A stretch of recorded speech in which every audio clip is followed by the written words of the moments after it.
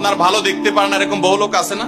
এই হিংসা করলে অনেক সময় বদনজর লাগে, বদনজর। আপনার ভালো কিছু হতে আরেকজনের জ্বালা পড়া শুরু হয়েছে, এর কারণে অনেক সময় মানুষ ক্ষতিগ্রস্ত হয়। বহুবার এই সূরা পড়ে তৎক্ষণাৎ একেবারে পড়ার সাথে সাথে আমি কার্যকরিতা আমার চোখে বহুবার দেখেছি, আলহামদুলিল্লাহ। নবী সাল্লাল্লাহু আলাইহি ওয়াসাল্লাম এক সাহাবীকে বলেছেন, তুমি কি জানো আজকে রাতে যে দুইটা সূরা আমার প্রতি নাজিল হয়েছে, যে আয়াতগুলো নাজিল হয়েছে, এইরকম আয়াত কোরআনে আরেকটা নাজিল হয় নাই। আমার বাসা বাচ্চার কোনো অসুবিধা হলে মাঝে মধ্যে আমার মিসেস বলতেন যে একটু দোয়া পড়ে খু দাও তো। আমি আমার মিসেসকে সাথে সাথে বলি, কেন, তুমি দিলে কি সমস্যা? অনেক সময় বাচ্চাকে নিয়ে আসেন, হুজুর একটু তাকে দোয়া পড়ে ফু দিয়ে দেন, একটু পানি পড়ে দেন। আমরা কি দোয়া পড়ি আজকে সেটা আমি আপনাদের সামনে ফ্ল্যাশ করে দিলাম, জানিয়ে দিলাম।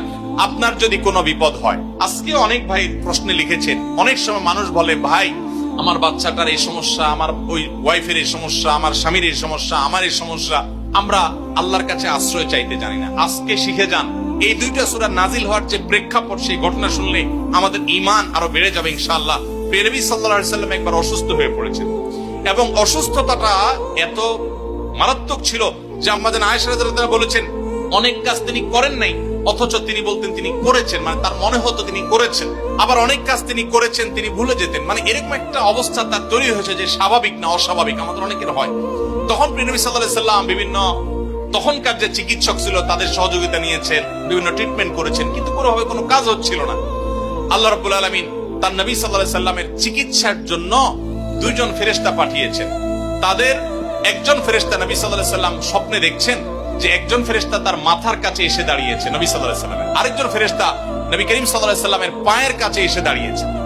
মাথার কাছে যে ফেরেশতা দাঁড়িয়েছেন, ওই ফেরেশতা পায়ের কাছে থাকা ফেরেশতাকে জিজ্ঞাসা করছিলেন যে এই লোকটার কি হয়েছে, অর্থাৎ নবী সাল্লাল্লাহু আলাইহি ওয়াসাল্লামের কি হয়েছে।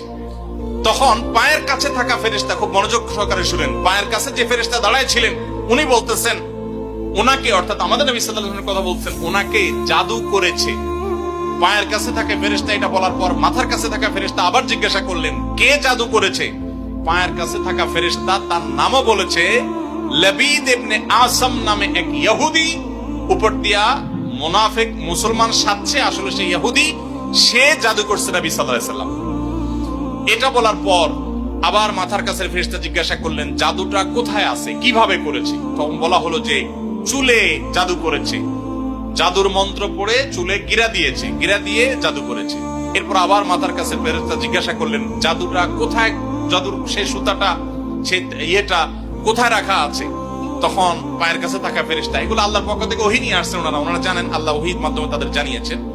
তো তারা বললেন যে, তিনি বললেন যে সেটা অমুক কূপের নিচে, পাথরের নিচে চাপা দিয়ে রাখা আছে। নবী করিম সাল্লাল্লাহু আলাইহি ওয়াসাল্লামের